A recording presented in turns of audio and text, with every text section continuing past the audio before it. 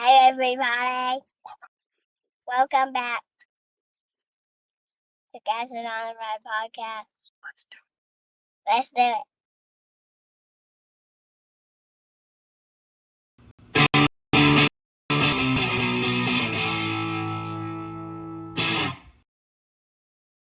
And we are back with Guests on the Right podcast. Thank you to our special intro guest.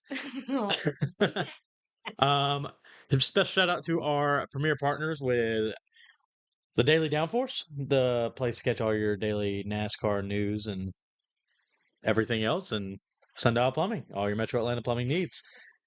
Daniel, what you got going, buddy? We are still waiting on our baby. He is hanging in there like a hair in a biscuit. Hanging in there like those race fans from this weekend at Atlanta. Yeah. Oh yeah.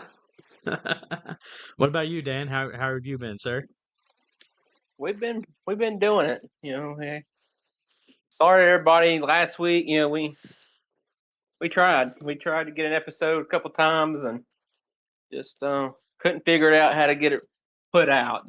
Had technical difficulties when Alan and them was out of town and weren't able to put one out. But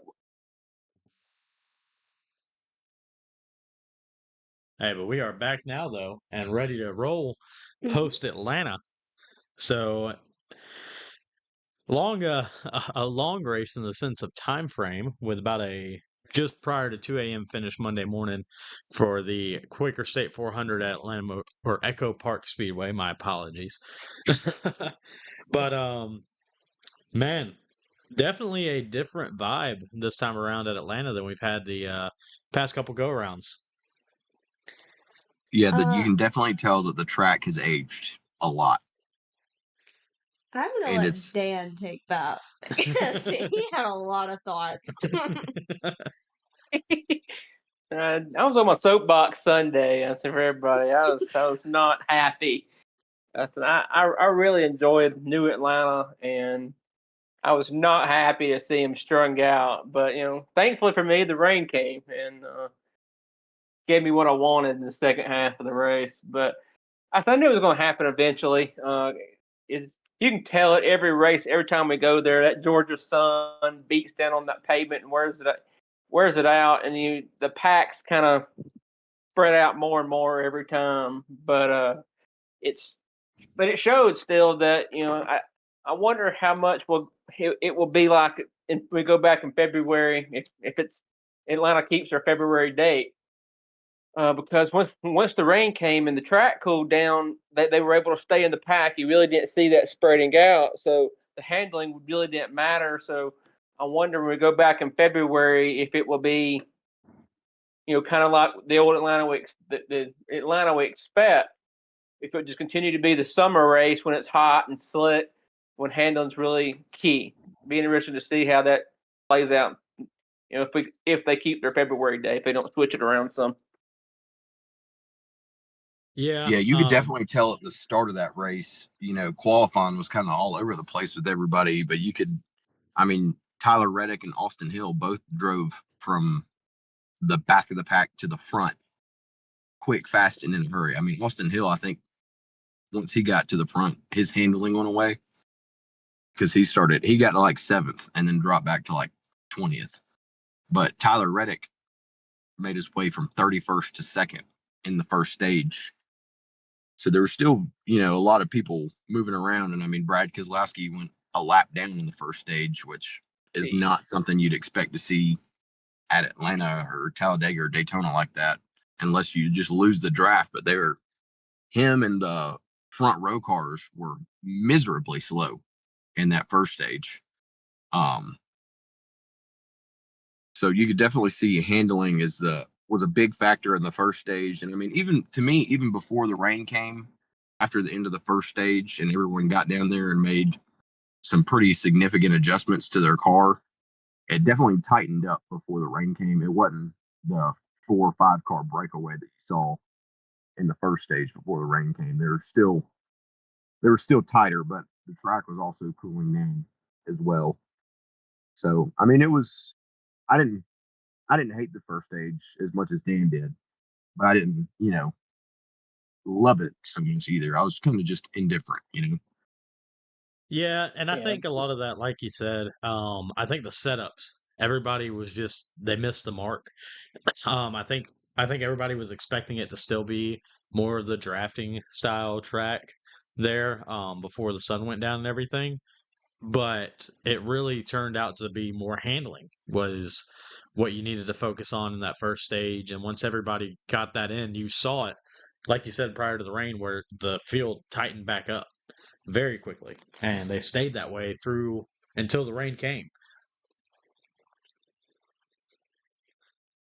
Well, Yeah. there was one car who had it all because he kicked their butts all night, and that was Ryan Blaney. It's not rare on a drafting style track that you see someone win both stages in the race, especially in today's day and time with all the fuel saving and stuff that goes on and shenanigans that go on at the other drafting tracks. Because I mean, I was watching. I'm old. I went to bed after like 10 o'clock, and so Dan found the extended highlights. It was like 30 minutes, and that's how I watched the second half of the race, just to see the interesting stuff that happened. And I mean, there were several times you just see like everyone was stringing out Ryan Blaney, and he'd drop back to like fourth or fifth, and they'd show a clip like 5 laps later, he was back in the lead. He had handling and speed, which is not something you'd expect to be coming out of the Fords, especially this year. I did see an interesting stat though that said that Ryan Blaney has the last 6 wins for Ford as a manufacturer. That is crazy. So he is definitely carrying the flag for them right now. Yeah. I'm listening. And even more Talking so about with getting that points gap down. Mm-hmm. Yeah, he almost had a max point day. Cody Ware had the fastest lap, ironically. What was he, So like 5 he laps missed down? out on and he missed out on 1 point. Yeah, and I mean, I guess the whole reason that Blaney probably didn't have the fastest lap is because Cody Ware could time a run back in the field and get that Yeah. speed up versus where Blaney out leading the pack, you're not going to be able to sniff a draft and pull yourself to the line and drop a tenth or two. Yeah, because I think Blaney led 3/4 of the race. I mean, he was out front all night. I mean, his average running position had to be like 1.5 or something.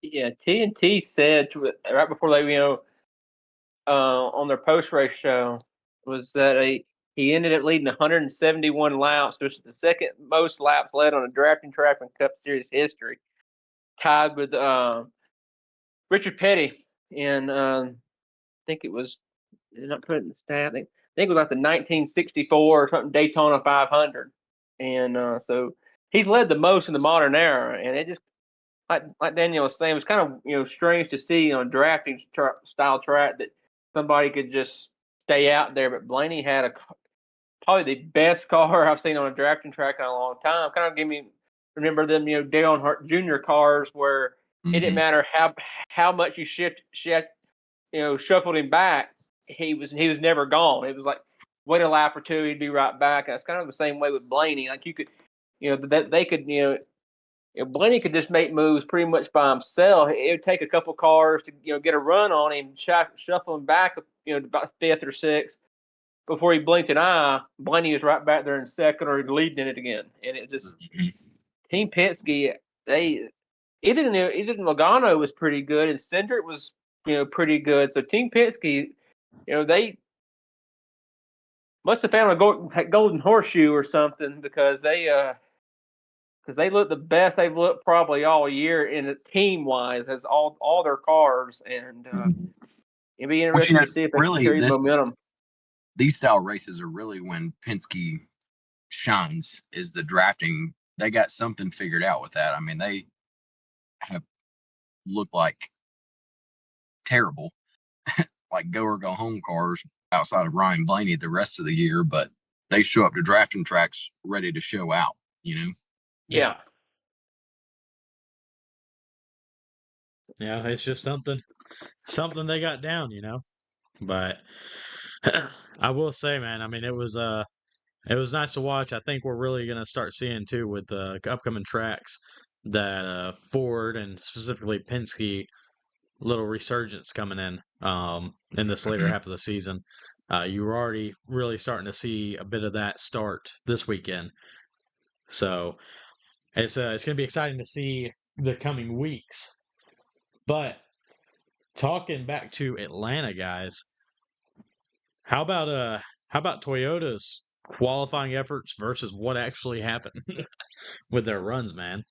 I mean, it's almost like it's something we can expect to see nowadays with Toyota on drafting tracks. You know, they don't have Yeah, the they never qualifying there. qualify well, but come time to put them in the pack, like Bubba Wallace said it best: Toyotas don't race well together, but they are fast. Even on the drafted tracks, they just don't qualify well. They still, because I feel like at Talladega and Daytona, every time there's 3 Toyotas leading each line, running 40% throttle, making everybody save fuel.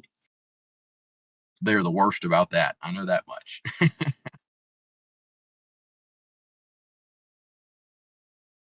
Yeah, it's definitely an Achilles heel for them is running together as a team or as a manufacturer.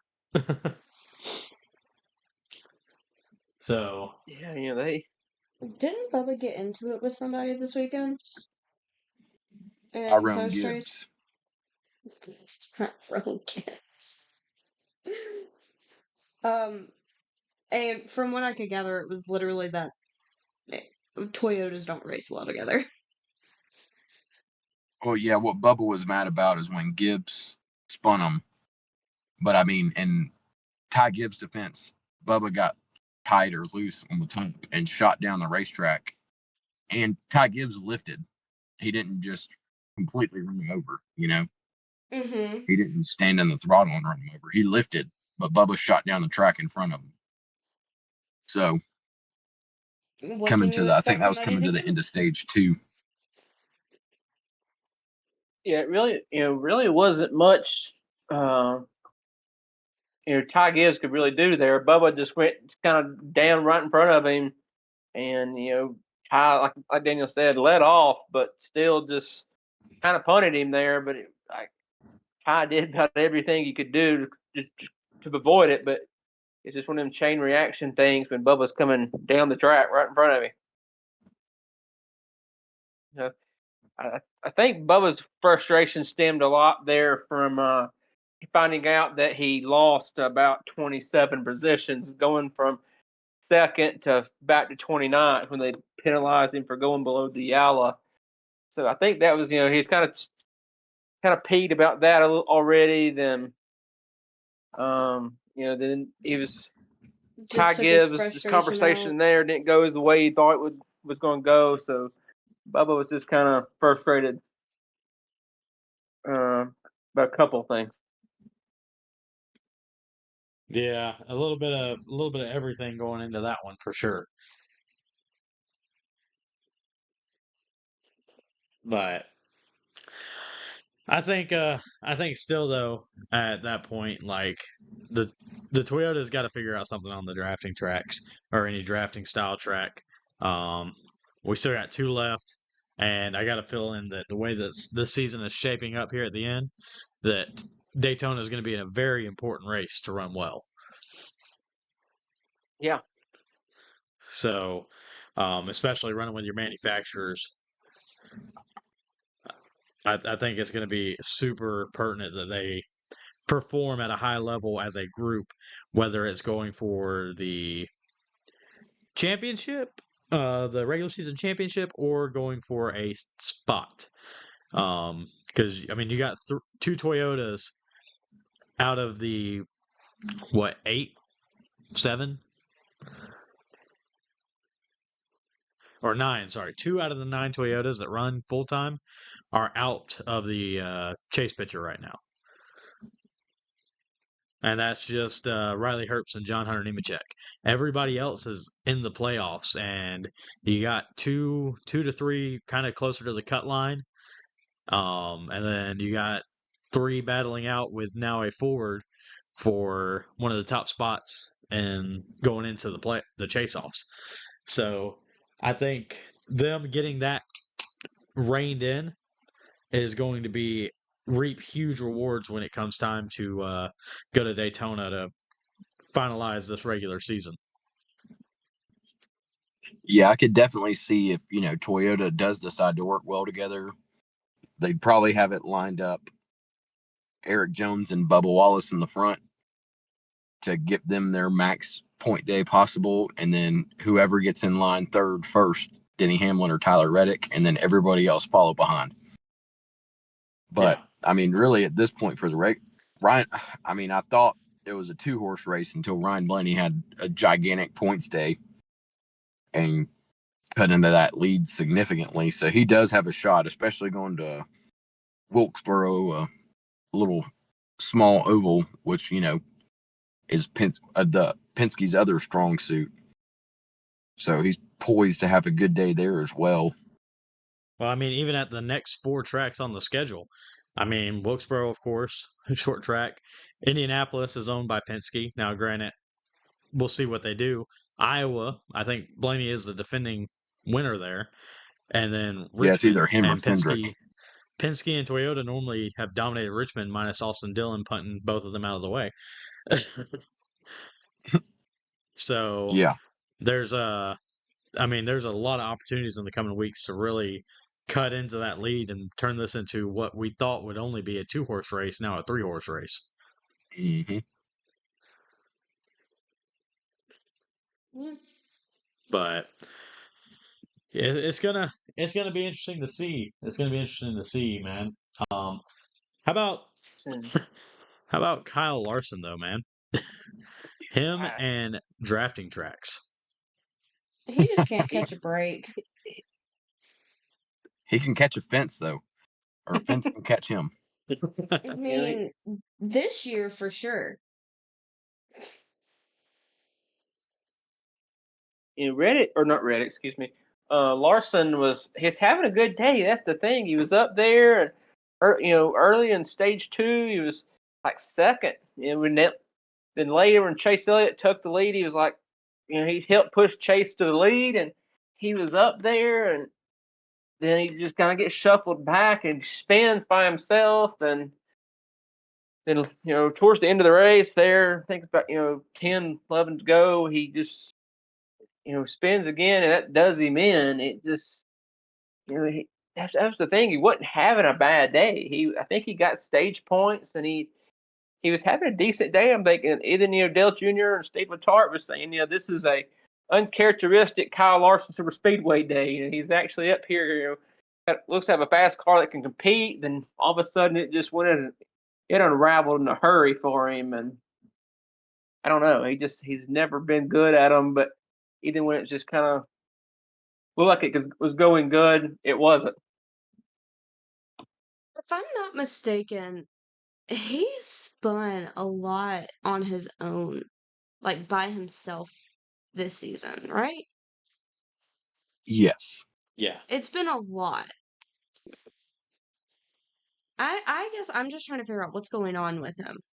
This is not the Kyle Larson that I expected to see.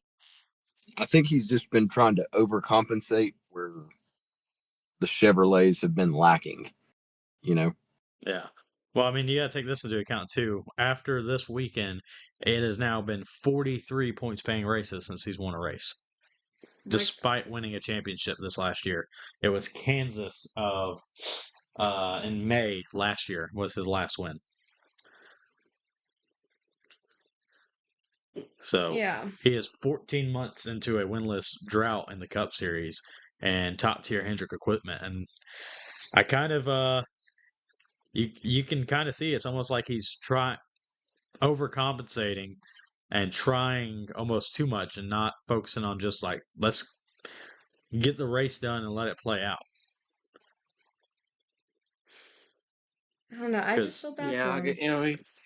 It's not like he's been slow. No. And it has to be frustrating for someone like him, specifically someone like Larson, because he's great. I just don't understand what's going on.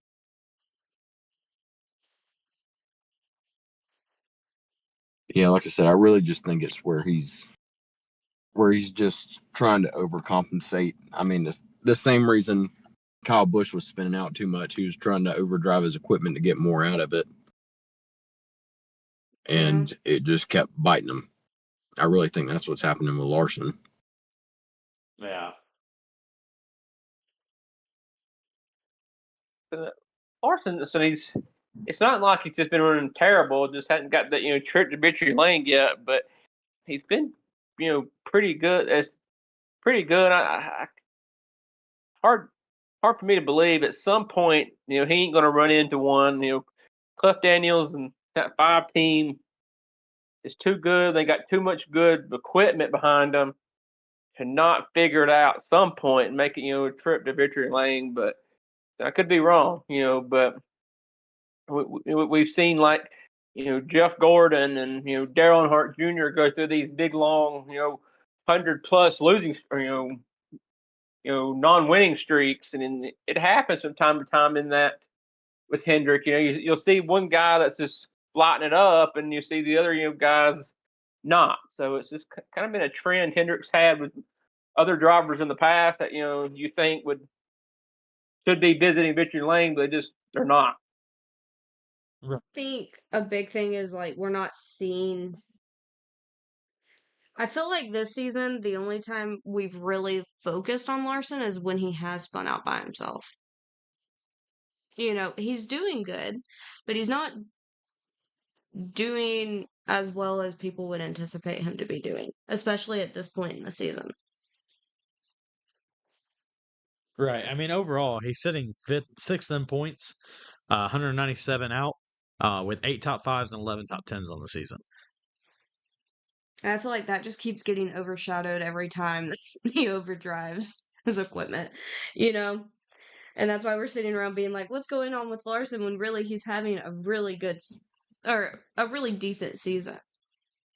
I mean, I wouldn't say Yeah, fourth place is decent, but like it's pretty good. But Well, I mean, he's not having a terrible season, and he's on a race winless streak, but no one else is really winning besides Denny Hamlin and Tyler Reddick. Yeah. Yeah, that is true. Yeah. It's hard to win when Toyota is winning everything. So looking at a thing here, like points scored in the first 10 races versus the last 10 races. Larson scored 315 points in the first 10 races of the year, and in the next 10 he scored 280. So it's really he's right there being pretty consistent both halves of the season, and he just hadn't got that trip to victory lane yet, and I think it eventually come at some point. Mm-hmm. I mean, it's inevitable with his talent and the equipment he's driving. It'll happen eventually. Him Definitely. winning. And I mean, I think he'll win sometime this year. He's just got to get his, like Austin Powers, he's got to find his mojo. I guess I just kind of anticipated that he would already have a trip to victory lane by now this season, so that's why I'm kind of like sitting around wondering. Well, I mean, you got to think the times that he's been good, like, I mean, he had a chance to win at Kansas, but he just wasn't as fast as the Toyota. He was the fastest out of the Chevrolet and the Fords. Yeah. There's been several times he's been the fastest out of those two groups. The problem is the Toyotas are just faster.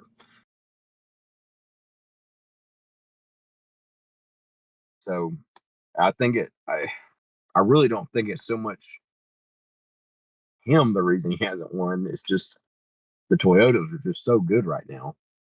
Because really, even the 2 wins that Chase Elliott has, correct me if I'm wrong, but they weren't like dominant wins. No. Just kind of ended up there at the end of the race. Right place, right time. Mm-hmm. Good, right strat. It was more strategy than outright speed. Yeah. Both Texas and Martinsville.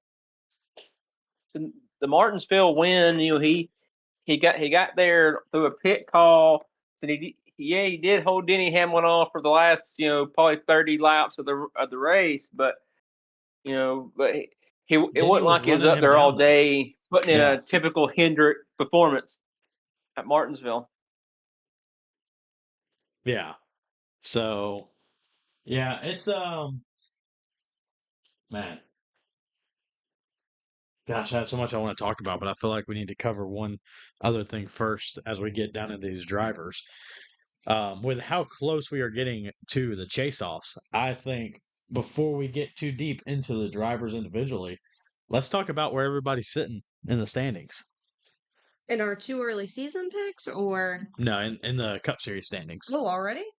Yeah, because I got some drivers I I want to thought talk we were about. talking about that. I was like, dang. All right, so top 16. Let me go ahead. And first we have Hamlin, followed by Reddick, Blaney, Gibbs, Ty Gibbs. Let me go ahead. Elliott, Larson, Busher, Hocevar, Bell, and Briscoe, rounding out the top 10, and then Suarez, Byron, Wallace, Cindric, SVG, and Eric Jones, rounding out the top 16. And then we do have 2 clinched chase-off spots for Denny and Tyler Reddick, of course. I feel like those are 2 gimme. We could have assumed that they would clinch them with how much they've been winning this season. Yeah, they have officially pointed their way in. But the reason that I felt the need to reference that was to talk about Eric Jones. Dude, I'm so glad that you brought that up because I was thinking the same thing. So Legacy has obviously found something finally. Obviously they're on their own. They did not look for any type of alliance with any Toyota team. They're doing their own R&D and everything, and it looks like it's finally starting to pay off.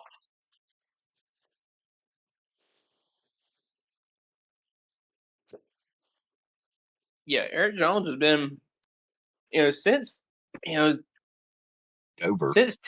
since Texas really, it's got a stat here. It says since Texas minus the road courses visited, Eric Jones with a 9.1 average finish, and he's had a result in the top 15 every race, and he just picked up his second top 5 of the season. Sunday at Atlanta, Monday morning at Atlanta. So like you said, Legacy has obviously found something. And John Hunter's he's shown flashes too. When he's not finding himself in bad situations, he's Knack for that. he hadn't been bad either. Yeah, and I mean that goes to show you take out because Texas was what about a third of the way through the season is when we went to Texas. Mm-hmm. So you take out if they had that at the beginning of the season, he's sitting well within the top 10. If he's performing like this for the entirety of the season and not just starting at Texas, he's within the top 10 in the standings at that point. Oh yeah, for sure. Especially since obviously he's been doing good since Texas, but really it's been super noticeable since Dover. Obviously minus the road course races because that's not his cup of tea. But really, to me, since Dover is when he really has really stepped it up. So Right. even if Dover was a points race, he'd probably be a little bit higher too. But yeah, he's been on a massive, and with the trajectory that he's got going, I think, he's on the playoff bubble, but barring mechanical failures or someone wrecking him, I'm almost willing to lock him in, even though he's on the playoff bubble with the way he's driving. Yeah, I wouldn't disagree with that at all. I think that's a very safe call right there. You have SVG's got to continue to perform to stay in there. There's no road courses Which left he this had a year. great day at Atlanta. Yeah, so great day at Atlanta, great job at Atlanta to keep himself in the hunt there. But I think we're gonna get some shocks and surprises on who doesn't make the chase offs based on these other cars that are just performing. And like we said at the beginning of the year, since this playoff format's come out to this new chase off format, is you gotta have consistency. Mm-hmm. So it doesn't matter if you have speed to win one race. you got to have consistency overall. And that 9.1 since Texas minus the road courses is consistency. So, because I mean, the good thing he's got going there is a lot of these guys that are higher up. I mean, there's kind of a blend of them, but you got some guys that aren't that great at road course races that are above him and below him. So it allows him to really stretch a gap. Mm-hmm. But another one, this is my too early championship pick, so I love to brag on this. Chase Briscoe has now made it into the top 10 after starting the season in basically last place in points. Well, Tyler Reddick has a clinch, so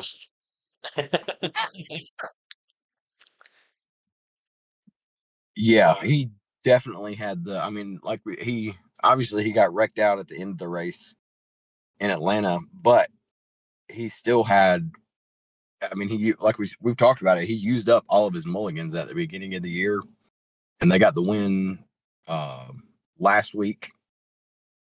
And so they got it figured out over there, which I wasn't super concerned about him just because he's in a Gibbs equipment and how everyone else in Toyota's running. But yeah, he has definitely made the surge to the top, and with how they performed in the playoffs last year, and the races really haven't changed that much. Mm-hmm. I mean, I would say he's one of those guys that could, they say statistically someone's going to come out of the top 6 to win the race. I would say he might be that anomaly to come out with the 4 guys with Buescher, Hocevar, Bell, and Briscoe. Out of those 4 in the top 10, I mean, I'd say it's either him or Bell that could win from outside the top 6 that are there right now. Yeah. And just to note on this too, like this is obviously Joe Gibbs knew this when he signed him, but this is the Chase Briscoe that we saw in the Xfinity series. Now the O'Reilly series. This is the Chase Briscoe that everybody expected. This is a dominant driver in good equipment that's going to perform at a high level for a long time. And he's only getting really more confident in that equipment too. Yeah, and at that point, confident and better in general in his racecraft because he has the tools and the support that he needs to continue to grow and mold himself into this top tier elite driver. I mean, let's talk about this and let's be honest. Denny Hamlin is he's still eyeing the end of 2027 as his sunset season, right? So, who is the top Gibbs driver after that? If you're looking at it not based on where they're sitting in points right now, but the top Gibbs driver minus Denny Hamlin, I would say is Chase Briscoe. I would argue Christopher Bell. I would go in that argument too with Christopher Bell. I would slightly. He's more definitely established there than Briscoe. Yeah, I was gonna say Briscoe's But he's been in just the now Gibbs establishing system longer. himself. Mm-hmm. Yeah, I agree with that. Briscoe's just now like topping the hill. Now I would definitely say Bell, then Briscoe, then Gibbs. I agree. I agree with that. And that's not a knock against Ty Gibbs. I think they're all 3 really good race car drivers. But if we had to rank them, and I mean, you look at where Ty Gibbs is 4th in points. I say that, but he's 4th in points right now. But as far as the tier I would list them in, that's the way I would go. But he's 4th in points, but if you look at the seasons that Bell and Briscoe have had, with the terrible luck they've had with Christopher Bell breaking his wrist and just missing out on a lot of points, how many times he's wrecked or gotten wrecked in the lead, and then Briscoe's abysmal start to the year. If you take those out, they're probably in the top. It would probably be, the points would probably read Hamlin, Reddick, Blaney, Bell, Briscoe, Gibbs if they didn't have the bad luck they've had this year. Yeah. Well, and so just for a quick stat on those two as well. So Bell in 2025 had 4 victories and an 11.2 average finish. Through 2026, he is winless with a 16.9 average finish. Granted, yes, he did break his wrist. Now to Briscoe, In 2025, he has a 12.7 average finish with 3 victories, and in 2026, counting the abysmal start, he has had a 16.25 average finish in 19 starts with 1 win. So they both won the same amount of races in the same span of time with very similar average finishes. And yes, Bell has been established, but Briscoe's really coming into his own, and I think there's definitely an argument there for Briscoe to become the front runner at JGR as the time continues to grow. So you're saying that, so do you think that Bell has hit his max in growth? No, I don't think so. But I do think I think Christopher Bell will win a championship. Not this Briscoe year, and but... Bell will win a championship, but I think Briscoe's going to win one first. Because you got to. The other anomaly we have to throw in there is, yes, Bell has been very good and established. Two championship 4 appearances, but both times blew out brakes at Phoenix. I know it's been 2, but I don't know if both of them blew out brakes. But you can't hold mechanical failures against him. No, you can't. I mean, but we gotta look at the consistency now, because that's what matters. And they're both right there with each other, and I think it's going to be interesting to see, obviously, how the rest of the regular season plays out, but also through the end of 2026 and see where they stand. I just want to go ahead and clip that part where you said, I think that Briscoe will win a championship before Bell, just so I can play it if Bell wins first. Because I think, we'll note that. I see what you mean, but I think that Briscoe is at the start of his growth, whereas Bell is more established, and I think Bell has more growth to go. I think he is ahead of Briscoe as far as... Yeah, the big question is, what's their ceilings? And I think that's going to be that is going to be the telltale. How long has Briscoe been with Gibbs? 2 years. Since the start of 2025. This is his second year. Yeah, he's in his second year. So, there you go. And then compare that to Bell. How long has Bell been there? What, 19 or 20? Did he hop in the 20 car? I think it was 20, because I remember Eric Jones was still in there in 19. Yeah. Which, I mean, I know Denny Hamlin said that Brent Cruz is going to be his call-up. But, I mean, with how Eric Jones is running with Legacy right now, that might be my phone call. Be like, hey, how hard are your feelings still that we shipped you out of here for Christopher Bell? Yeah, but the other thing is, he's getting to be the flagship at Legacy versus a second, third, or fourth car team. Lack of a better term, a footnote at Gibbs versus a leader at Legacy. So, I mean, if you look at it, the 43 in general is the flagship for that team. And it's been the flagship since it was Petty, obviously. So he's in the flagship car, the top tier car at Legacy for sure. So, well, I mean, I'd argue the 11 car is the flagship car for Gibbs. Right. But also, what changes do you end up making if he comes to Gibbs? Do you keep Chris Gale on that car? Do you move Chris Gale? Does Chris Gale take on a different role? Does the team change?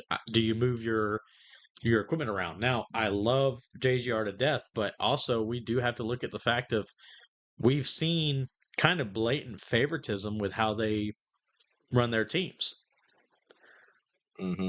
So, I mean, I don't think we've seen it. I also think it was in the court documents. Yeah. So I think there's an argument to be made there too on, are you going to get the support that you need, or is that support going to end up on another car if you're running well and that car's running bad? And that car that would be running bad that would get your support would be black with the Monster Energy label on the front, just in case anybody was wondering.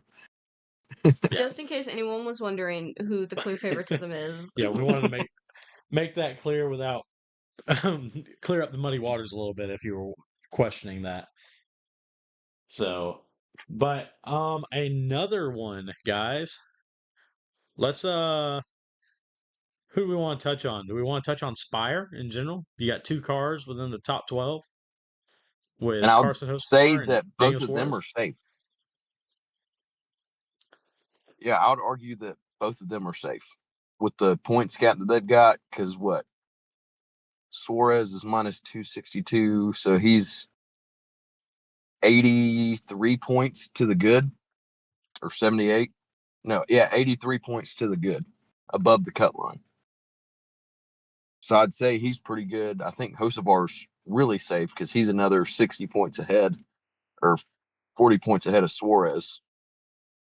So he's got 120. I mean, they would just have to have 4 abysmal races back to back for them to not be good. Yeah, as long as Chris Gapehart's notebook don't go missing, I don't think the Spire cars have anything to worry about. Speaking of Hocevar, what's going on with him and Zane Smith? Man, them two are beefing bad. Like Carson seems not to care, but Zane Smith cares Zane a Smith, lot. man, he had a dagger and he was stabbing Yeah, all over him on he that went on the podcast the other night, man. Carson And Hocevar media tour, hating media tour. yeah, and he didn't let up when they got to the racetrack. He kept going. I saw he was on trackside, and Kenny Wallace asked him about it, and Kenny Wallace asked him, like, what is it you not like about Carson? He said, I just don't like him as a person. I think he ain't a good person. And dang, I know. Honestly, it sounds bad to say, but I'm kind of enjoying it. I like the drama side of NASCAR sometimes. Well, I think it's good. We're getting rivalries back. Yeah, Everybody's been so seeing, buttoned up for years. We're starting to see driver personality and getting those. I don't like that guy. Straight up, we're getting those rivalries back because for the longest time, the real only rivalry we had was Denny Hamlin and Logano, Kyle Busch and Logano, and Kyle Busch and Keselowski. That was the really I feel like only. there's 2 common denominators here. But yeah, Ford and Toyota. That was it. Oh, I was saying Busch and Logano. Yeah. Well, and I think that, like Daniel said, they were the longest ones for the only time that would speak their mind. Mm-hmm. But also, like, talking Carson Hocevar in the pre-race show, talking about, like, I want to be the type of driver that I enjoyed watching growing up, and obviously he enjoyed controversy. Mm-hmm. So, but also I do love the nonchalant attitude towards it Like too. he doesn't care if you don't like him either. Yeah. He kind of gives me I know I ain't comparing him to Dale Senior driving wise, but Dale Senior had that attitude of, I don't care if you like me or not. I'm going to go out there and drive my race car the same way. If you like me, if you cheer for me, or if you boo for me, So I don't care, And he said, Dale Senior's famous for saying, I don't care. I lost my quote here. Well, never mind there. I lost my quote, but I like it. I was pulling for Carson there, Sunday night or early Monday morning there because Brad was nowhere to be found back in the back, and I was pulling for Hocevar, and I wanted to see what he did next. Because we got Rod the Dente. What did he do now? And it didn't come out to be, but but Yeah, and I think another part of that too is you're now getting the fan rivalries back. Mm-hmm. And so the fan group love and the fan group hate, and I think that's another thing that's going to be huge in the long term. What Hocevar did this weekend with the 77 shirts, bring another driver's merch and get a free Hocevar shirt. For the first 77, I think that's big, but that reminds me of the Jeff Gordon Dale Sr. stuff, where yeah, there was definitely a rivalry there, but also it's a marketing tactic. Mm-hmm. I mean, yeah, you're the guy creating is sales. he's smart. He knows what he's doing. He just ain't. He's his branding is very on top. is very pointed, and he knows what he's doing. And the more 77 shirts out there, the better for him, And Yeah. so, and I saw it. I think Jeff Gluck tweeted out a picture. He went by the merch trailer, and the line was just crazy long of people out there, with shirts in their hands, to get new Yeah. ones, and I think Just to see it's people. possible within like the next 2 years there will be the Spire merch trailer, and then Carson Hocebar is going to have his own merch trailer. yeah, I know don't the two disagree. races I went to this year. I went to this wintertime Atlanta race and the Nashville race, and the lines for the Spire trailer were longer than any trailer out there. It even longer than the Hendrick trailers with Chase Elliott, and like the 77, Chili's hats and die cast were flying off the trailer shelf there, and it just I could definitely tell more when I went in February to now when I went back late May, early June, right there at the end of May. There's a lot more 77 stuff at Nashville than there was in Atlanta. And does the Talladega win that help that? Probably so, but you can definitely tell old boy is selling some merchandise.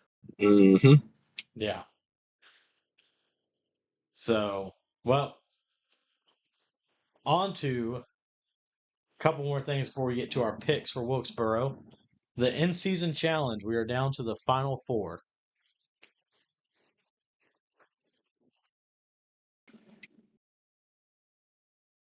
Yeah, So 25 seed Todd Gilliland versus 4 seed Chase Elliott, and then 10 seed Christopher Bell versus 3 seed Ryan Blaney.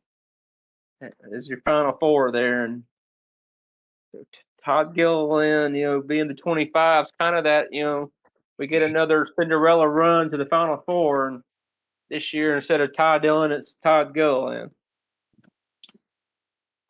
Which I'm surprised Todd Gilliland advanced, being that he was one of the cars that went a lap down in the first stage. And you never really heard from him the rest of the race. yeah, and I mean, still though, it worked out for him. He can be the upset Cinderella from the 25th seed. So, but I think You it's knew it was going to be out of that matchup. You had it. It was going to be who was going to be Cinderella because he was paired up against the 32 seed Alex Bowman. So the winner of that one was, which just whose slipper still fit at the end of the night. right. That's all remaining to be seen too. So that one was kind of close. I said Todd Gilliland was 20th and Alex Bowman 22nd. So just a couple spots separated that matchup there. So, well, we'll wait to see what happens after Wilkesboro and who advances from there. Little short track action to start rounding out this portion of TNT's coverage. But with North Wilkesboro on the horizon this coming Sunday, y'all ready to make some picks? Yep. Let's do it. Well, Emily, congratulations. You have now gotten your second win in the last 5 weeks. The universe was actually nice to me because I actually picked Logano. I did not use my random picker thingy. So, riding that high from last week, I think I'm gonna go with Mr. Ryan Blaney. Ryan Blaney for North Wilkesboro. Well, Ooh, that's a good pick. I picked up second place in our picks this past week. I'm going to go with a Penske car towards the bubble in Austin Cindric. That one's not bad. I feel good about it. I actually have my picks laid out for the next 3 weeks, but we'll hit them as we go. Okay. Do you have backups in case anyone steals them? Nobody else has them available, so. Oh,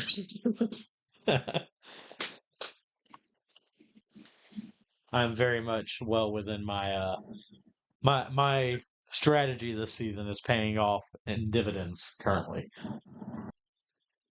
okay.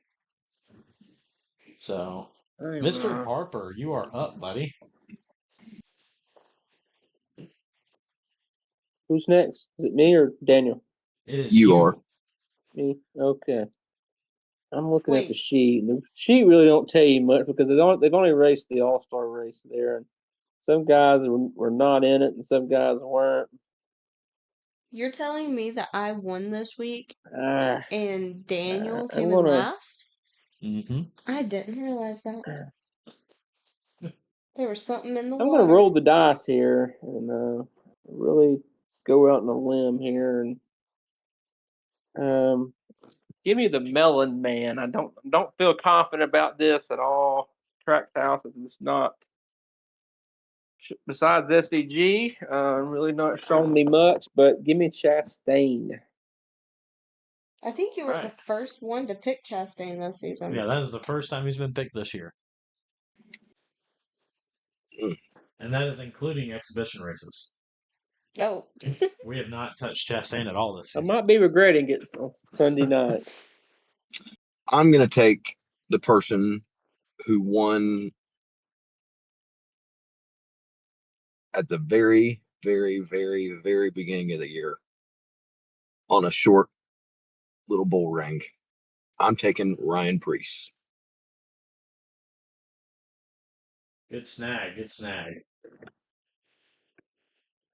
Well, our picks are submitted, and we are ready to start rolling towards North Wilkesboro. Any final thoughts from anybody before we shut her down for the week? Please send I'm some really prayers. excited to see 36 cars at Wilkesboro. I think that's going to be highly entertaining. Yes. The lap traffic is going to be an absolute nightmare for the leaders. Yeah, just And it's gonna because be this is like beautiful. a multi-groove short track to where everyone's not going to be pinned on the bottom. At some point, they're going to move to the wall, and it's going to be Plus- whose car still good on the bottom when everybody moves to the wall is going to be who you really see. Advancing position. Correct. On top of, you're also looking at a new package that has not been brought to this track yet with the 750 horsepower. They're going to be burning the tires off of those cars. And I'm ready for it. Please Yes. send some good vibes into the universe that I actually have a decent week since I actually picked this week.